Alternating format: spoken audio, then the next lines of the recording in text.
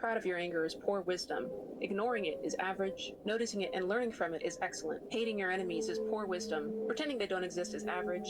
But being grateful for them and seeing them as your teachers is excellent. Needing to be seen a certain way by others and feeling bad about yourself when you're not is poor wisdom. Not caring at all what other people think is average. Living by values you choose to cultivate and feeling good about yourself when you do is excellent. Living life on autopilot, realizing you have the power to create the mind you want to live in is average. Actually acting on this realization by following the Stop Suffering Club to learn more is excellent. Yo! Women use simps against attractive men. When women can't get or control a man who's attractive, they use simps to feel better and try to make other men jealous. Simps aren't men who are good to or respect women. They are men who will sacrifice anything, their self-respect, for an attractive woman. Attractive men refuse to simp. That is actually a huge part of why they are attractive, because they have self-respect. This can confuse a lot of women who aren't used to men who have self-respect. It often stems from their own insecurity and feeling small because of the attractive man.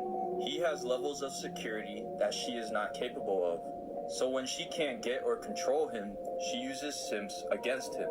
She'll suck them dry of validation, attention, effort, resources to feel better, worthy, like she matters, and to flex on other people. Many times to make men they do find attractive jealous. She competes with presence on the backs of simps, using them as leverage to feel powerful, when it's really insecurity. Insecurity seeks to control. It comes from ego, wanting to feel secure through validation. Except attractive men see through this nonsense, that it's just a false portrayal of value, that it's hidden insecurity, and to let it be. Even if he feels a little jealous, he will never sacrifice his self-respect, no matter how pretty she is. Watch my YouTube for more one-on-one calls. Yo, so boom, nice guys attract the worst women. I'm not talking about good men, kind men, I'm talking about nice guys. The difference is self-respect. Nice guys are people pleasers, agreeable, have no boundaries, lack self-respect, and can't walk away from a woman. They do things to earn love, unlike good or kind men. Because of this, they attract women who are controlling, toxic, and unhealed. Women who don't value respect and love. Men who aren't nice guys are willing to leave and able to walk away from these types of women. These women also can't handle when a man demands respect. She would rather leave because she can't hold power over him. Nice guys panic when their woman gets upset or angry and give her what she wants, even if it's not his fault. He constantly sacrifices what he wants and his self-respect, all to make her happy and so she doesn't leave. But what this does is leave him deeply unhappy.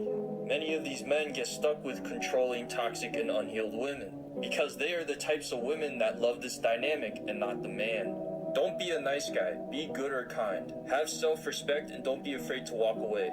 It'll filter out the women in your life until you find one that's good for you, who loves and respects you. Watch my YouTube for more. According to psychology, the people who usually like to spend the most time alone are usually the most loyal and faithful people. And there's a bunch of terminology for it, like introvert, homebody, things of that nature. But one of the main things that people get confused about these individuals is they think that they're antisocial. They think they just don't want to hang out with people. They think they don't like people. They think they got anxiety. All this different shit. But in all actuality, they're just very picky with who they choose to be around. It ain't that they don't like people. They probably love people. Just only certain people. They ain't antisocial. They just don't have a reason to really be social right now. Because with introverts and homebodies and people who like to spend a lot of time alone, they'll be social. But it needs to be social with a purpose. They don't just be social just to be social. It needs to be a purpose behind why we hanging out. I also have to really like you. I have to really like you to want to hang out with you. Because people who spend a lot of time alone, the bubble they have built for themselves in their solitude, it's perfectly comfortable. It's filled with all the things they love. They don't need to really go nowhere with nobody.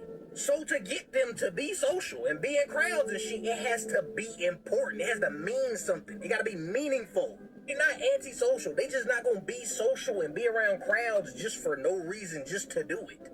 I think a lot of y'all's problem is y'all look at somebody's financial caliber as the end-all be-all of whether or not that person is worthy of any type of validation or not. And that's crazy to me because when you look at the money system, when you look at the working class system, like the 9-to-5 system, it's slavery.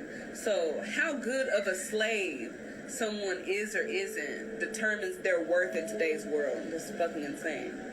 But don't get me wrong, like, you should still have some type of hustle, drive, ambition, or work ethic to yourself.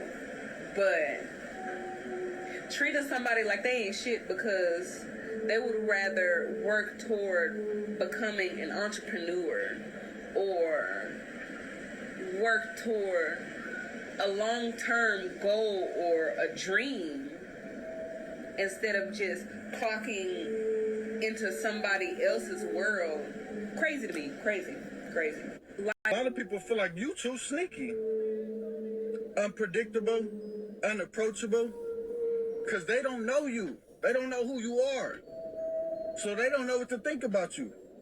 When people don't know something, they'll assume anything because it's driving them crazy. They see the impact you have on people. They see how everybody just sit there and stare at you and look at you and watch you. They see how people react to you. They see how you don't say shit to them, but you might speak to a couple other people. They see how you work alone, you stay to yourself. And it bothers them. They don't like all that. You walk into a room, don't look at nobody, don't say shit to nobody. You just pick up on the energy in the room. And you automatically know who to deal with and who not to deal with. They don't like that. It makes them feel unseen, unwanted. They want to be acknowledged. You walk into a room, don't acknowledge nobody. They don't like all that. On the real, it's straight like that. If you're seeing this video, you are in the Lone Wolf Empath group. I've posted 4 videos, so if this is the one that you're seeing first, this is the group for you. The Lone Wolf Empaths are the ones who are cool, creative, probably the black sheep of the family, the outcasts, the people who always root for the underdog, the super deep feelers, spiritually advanced, maybe even psychic. Welcome to your people. If you're seeing this video, you are in... These don't make you spiritual. These crystals don't make you spiritual. This doesn't make you spiritual. Wearing an ankh doesn't make you spiritual. Anything in the physical world, anything that is from material does not make you spiritual. Saying that you're spiritual doesn't even make you spiritual. Spirituality is about embodiment. It's not about aesthetics. You can own every crystal or recite affirmations daily, but if you're still operating from ego, you're disguising your wounds. You're decorating your wounds, actually. How do you respond when things don't go your way? How do you treat others when nobody is watching? The goal is not to look high vibrational. The goal is to be at peace, even in the midst of chaos. That is the goal. I can smear this off. I can take these crystals off. I can take my long, flowy skirts off and, you know, and still vibrate from peace and love and all of those high vibrations. I can do that, and you can too. All the earthy people, it just looks good. I'm here to be honest and authentic with you. I'm not here to tell you lies. But what is embedded inside of you cannot be taken away from you. Peace and love. Alright, yo. People who are ego-driven pick comfort over growth. When a person lives from ego, they go towards what feels safe, usually what can benefit them selfishly, like money, status, shallow connections, multiple partners, materialism. They avoid growth because it forces them to look at themselves in the mirror. Growth requires accountability, responsibility, self-reflection. It takes effort, vulnerability, emotional regulation, and acknowledging the truth. For a person to truly grow, they need to let go of their ego. A person who can't let go of their ego is basically a child who refuses to mature. They do not want to go through the discomfort of growing up. But after some time facing mental pain, emotional pain, physical pain, spiritual pain, their ego breaks and they start to reflect. Pain and suffering is how life pushes people towards growth, to finally take action. That's why people have quarter life and midlife crises. It's built up pressure from living through ego. Many simply try to reinforce their ego with more comfort, and if they never grow, get old and miserable. All this internal pain piles up to the point of no return, and comfort can't boost their ego anymore. That's why a lot of old people seem so rude and judgmental. They live their entire lives from ego. So let go of yours and grow. It's uncomfortable, but will build you up a ton. Watch my YouTube for more. One-on-one calls in the bio. True or false? All of the good men got played, so now all they do is work, chill, and ignore people. Now definitely like this video. Go to this young lady page and watch some of her other videos for a bunch of original content. She makes a bunch of good stuff. Good job, mama. At the end of the day, men and women need each other. What you gonna do, date a giraffe? After coming back from being cheated on, you need to work on your spiritual awareness, get right mentally and physically, become the better version of yourself. That way you create stronger boundaries. That way when the next person plays in your face or you observe any suspicious behavior, you will fire that trick and move on to a better woman. You cannot allow that one person to ruin the opportunities for you to meet the woman that Big Sandals wants you to be with. Yes, does it hurt? Majority of all of us been played before, but you got to be able to dust yourself off and keep on moving. Because at the end of the day, eventually, you're going to get back into a relationship. Nobody wants to be single for the rest of their life. Do not let nobody feed you no bullshit. Believe your comment in the comment section. But y'all grown and do what y'all want to do. There's really people out here that are so fucked up. They literally use your turmoil to regulate their own nervous system. You didn't know that, huh? Well, let me educate you real quick. And this probably gonna make a lot of situations in your life make sense. A lot of us in the world, especially nowadays in modern times, we have dysregulated nervous systems because we don't live like how we're supposed to as human beings. And some people are so filled with so much insecurity, pride, and ego that they figured out that if I just make someone else feel lesser than me, that makes me feel good and it regulates their nervous system. When I found this shit out, I was like, what the fuck? That would explain what a hater is. That would explain a lot of situations in your life where you feel like people just didn't like you for no reason. And the craziest part is they probably seen something in you that they don't see in themselves, but you don't see it. So they try to keep you from seeing it, and that makes them feel good. What the fuck? Now, after learning that, I want you to listen to my words carefully now. Reading is fundamental. Reading is fun-to-mental. You get me? There's really people out here. Okay, this is how men should chase women. Well, they shouldn't. That's how men chase women, by not chasing them at all. If you gotta chase after someone, it means they're running away from you. They don't like you enough, and you should stop. Instead, as a man, chase life itself.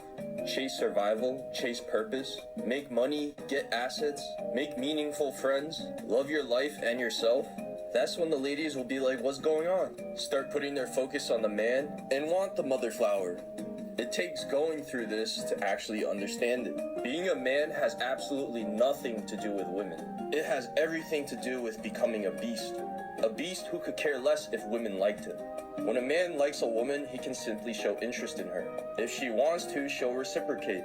If she doesn't, you do not apply pressure, because that's how you get caught with allegations. You simply stop and walk away to find someone who is interested. Of course, there will be some outliers who like a man but want to play tag, except to get them to cooperate, you must leave them alone. Men with ambition do not have time for shenanigans. Watch my YouTube for more. You can't fix his own plan. Worry about you, man. Hey, don't be doing that with my sister. You be going on, my guy. No, I don't even know this girl. They sound like some miserable, hating ass old women. Why are you in their business anyway? If that girl wanna hold and shake when he go pee, that's their business. Stop hating because you ain't got nobody.